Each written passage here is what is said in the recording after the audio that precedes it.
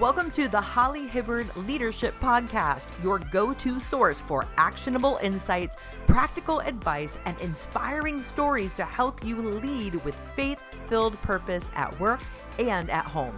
If you're looking to equip, empower, and encourage yourself to thrive in an ever-changing world, you're in the right place.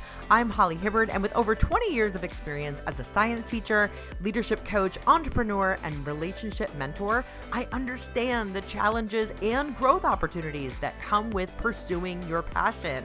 Whether you're chasing career goals, taking entrepreneurial leaps, or finally reaching for those long postponed ambitions, I'm here to help. So let's get comfortable having uncomfortable conversations and explore ways you can lead your family, lead your life, and find your calling with intention and faith. Hey friends, welcome back to the show. Today we are talking about your secret weapon when it comes to being a great leader. And I recently did a poll on my social media, super unofficial, asking if you felt you are a leader or not. And surprisingly, the first couple people to answer said no. And not only no, but also said, I'm not really in that season of my life right now, nor do I want to be. And what's funny to me is that although they don't identify themselves as a leader in this moment, what they did with their answer shows that they do indeed have this secret weapon to be a great leader at something in their life. The secret weapon is emotional intelligence. Emotional intelligence, EQ, not the same thing as your intellectual intelligence, your IQ. Emotional intelligence begins with your ability to understand and recognize, to have self-awareness of what you are experiencing in your mind, in your thoughts, in your emotions, and in your actions. That level of self-awareness, the ability to see or feel or sense what's going on, to give a word to it, to give a description to it, that is the first start of emotional intelligence. And honestly, that willingness to look and see what's going on with you and put words to it or express it in some way, private or public, that is a skill that many, many people don't have. Actually, recently I was in a meeting with the owner of a company, and this person was sharing that they were being cautious about truly saying why they desired their team, their employees, to have some professional development. And at the heart of the matter, they said that it was important to them because they value them, because they care about them, because they want to ensure that the employees are able to not only do their best at work and have their best results, but also feel their best, to have their mental health and emotional wellness addressed and respected. And it was such a heartfelt, thoughtful share that this person said about their team. And I said to him, okay, so what did they say when you told them that? And they said, well, I can't tell them that. That's just a lot. That'd be really difficult to say. And that brings me to emotional intelligence, because I really felt this person's come from heart, essence, intention by what they were saying. And it's a shame to me, it's sad to me that there is fear in putting that out there. Because when the people around you that follow you, whether that be your family, your coworkers, your students, your kids, whoever it is, the people in your life that look up to you, they want to know that part of you. They want to know what's important to you, who's important to you, what inspires you, what makes you tick. Because we're all out here trying to do our best. And yeah, comparison is the thief of joy. I know we've heard that a million times. However, there's something to be said for having a point of reference. If I'm looking up to someone and I admire them because I just get this feeling when I'm around them, I want to know what makes them tick, because not only might they be doing something and have something in their action that makes them so great, but there's something in their essence I can't always put my finger on. And when they express themselves and show their heart or their interest or their emotions or their mindset, it allows me to pinpoint it and say, oh, it's their empathy that I love. It's their compassion that I love. It's their generosity that I love. And then that gives me an opportunity to nurture those parts of me. But unless that person I'm looking up to, that leader I respect or am seeking guidance from, unless they put that on display even just a little bit, I never get to see all sides of them. And it creates this disjointedness of, man, I really like them. There's something about them that I just can't put my finger on, and I wish I could. And it kind of leaves this feeling of letdown, because I wish they would show that side of themselves. So emotional intelligence, again, is about your ability to be willing to look at your mindset, your emotions, how your spirit's doing, just your willingness to do it. And then if you need to label it, if you need to assess it, if you need to sort through things, okay, well then that is what it is. But it's the willingness that brings the emotional intelligence. And that is the first part that so many people are unable to do or refuse to do. So the secret weapon to great leadership is your emotional intelligence, aka your willingness to be self-aware.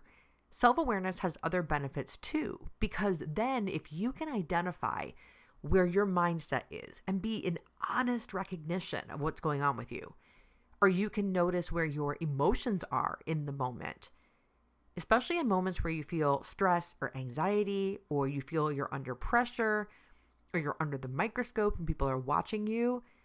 When you can truly identify what's up with you, honestly, it's going to increase your chances of being able to maintain some level of composure during that moment of pressure or stress or anxiety. You in that situation will have a higher chance of having control over your actions, over your reactions, over your responses than you would otherwise if you were letting the mindset take over that's not working. The emotions just run rampant. And I'm not telling you to dismiss what your emotions or your mindset are. All these things make up you. You do need to know what all these components of you are. But what I'm saying is, if you are ignoring that depth of you, and you think, well, it doesn't matter, I just need to go back to doing the do. I just need to go back to doing the action. Well, what ends up happening is we don't address the roots, and we're only addressing what's happening on the surface, and it gives it permission to repeat and repeat and repeat. So this doesn't work. It's really important to be aware of what you are experiencing. When you have that own self-awareness too, this also helps you to develop empathy at a deeper level. You're going to have an ability to better understand and therefore better influence the people in your life that you want to. Also, hear me say very bluntly, when I say influence people, I do not mean manipulate. Influence is part of leadership. There are all sorts of ways we are influenced on a daily basis, from commercials to social media influencers with shopping, YouTube videos, to what our friends and our neighbors and our families have or what they do or what they enjoy. We are constantly being influenced and making that choice. But if you want to truly lead people well, it can't only be about influencing their actions. We've also got to be willing to know who the person is too. Developing empathy, having a desire to do our best to understand their mindset, their emotions, their spiritual state, whatever pertains in the moment. And again, it doesn't mean you have to relate to someone. This is where people get stuck. They think that emotional intelligence means I'm going to take an interest in someone else's beliefs or thoughts or mood, but man, I just don't understand them, so I just can't deal. Well, it's okay to not relate. Do your best, however, to understand. Ask questions with compassion. Take a genuine interest in people. Ask them how you can be of support in some way. And let them know that even if it's just someone to listen to them, even if it's just someone to sit with them in silence and do nothing, and to not fix them in the moment, that alone can be so powerful and be such a demonstration of empathy. So use your emotional intelligence, your own read of your own experience, and your blooming and budding read or take on what other people are going through. Use emotional intelligence to build strong relationships, to build respectful relationships, because when you show care, we by default show respect. When people feel disrespected and we ask, why do you feel disrespected? If they weren't blatantly insulted, the other number two reason, whatever reason then, that they would feel disrespected is because they feel like they are not cared about, that their well-being is not cared about. So there is a massive connection between the quality of these relationships and your emotional intelligence and your willingness to be with this person and help them sort out their emotions and mindset and what's working for them as well. This doesn't have to be lengthy, drawn out conversations. You don't have to act like someone's make-believe therapist. I'm not talking about that. This could be something as simple as asking someone, how are you doing? And then pausing and listening. There's even a difference between asking someone, how are you? Compared to, how are you doing? Or asking them, how are you feeling? Or instead of, how are you? How are you has become this, how are you? I'm good. How are you? I'm fine. How was your weekend? It's good. There are so many automated questions that we do in passing, but how are you doing? How are you feeling? People are more likely to reflect on those and answer them in a heartfelt way if they know the asker, you in this case, is willing to listen and hear them out. The last thing I want to say about emotional intelligence being your superpower as a leader is there is a connection between a person's emotional intelligence and their ability to make decisions. When people feel paralyzed in making decisions, there can be information overload that mentally can be overstimulating or can feel like a lot. It can muddy up the thought process, and that can keep a person from making a choice or making a decision or making a decision or a choice quickly. However, if that person is asked to make a decision and they already know their emotional state and their mindset state in the moment, and they feel as calm as possible, as grounded or sorted out as possible in the moment, they're going to be more likely to have a feeling of clarity, and that moment of clarity will be able to guide them in making the decision quickly. But if someone is in a state of disarray, mentally or emotionally, whether they show you or not, they're not going to be a great decision maker. There isn't going to be the same weighing out of the different options. In fact, that person, when they're so overwhelmed or so stressed out or under pressure, they're going to be more likely to make a decision in haste or quickly because they will have this sense of desperation that I need to get something off my plate. Let's make this decision quickly and move on with my life.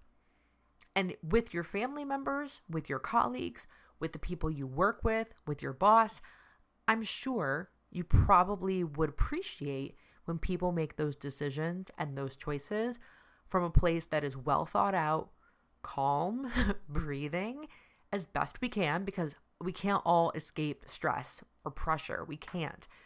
But there's always a better to our good, to where we currently are. And that's where emotional intelligence comes in. So it baffles me, when people say, oh, I'm not a leader. Trust me, you always have influence in your life. And it does not mean you have to be working your butt off all the time. And B, regardless of if you say currently that you are a leader in your life or not, emotional intelligence is a critical part of being effective, respected, paid attention to, as someone that people want to be around, enjoy being around, and that you want to be around. Do you want to be around you? Can you show appreciation for you? That's all part of emotional intelligence too. And it really is your secret weapon. So take the time, learn where you feel really self-aware, acknowledge where in your life you want to grow your level of self-awareness and reflection, and keep listening to the show, because I'll keep teaching you different ways to enhance your emotional intelligence, to work on things that maybe you used to be really good at, and keep forging into the deep dive of the stuff that we struggle with, like communication or vulnerability or feeling authentic or knowing exactly who you are, because that changes all the time and it's not a bad thing. But your secret weapon, again, is your willingness to acknowledge that you are an emotionally intelligent person, and you have the willingness to improve upon it however you can all the time. That's all I have for this episode. I'm so grateful for you being here. And until next time, I'll talk to you next time. Thanks for listening. I'm high-fiving you right now because I'm so proud of you for putting your personal growth first. Remember, I believe in you, and with faith-filled intention and committed actions, you can lead your life, purpose, and family to wherever you dream possible. If you enjoyed this episode, it would mean so much to me if you'd take 30 seconds to help others discover the show. Leave a 5-star review on Apple Podcasts, share the show with your friends and family, or screenshot this episode to your Instagram stories and tag me at thehollyhibbard. Remember, you're not alone in this journey. I'm always here cheering you on, and until next time, stay curious, remain encouraged, and keep empowering yourself. You're doing better than you think, I promise.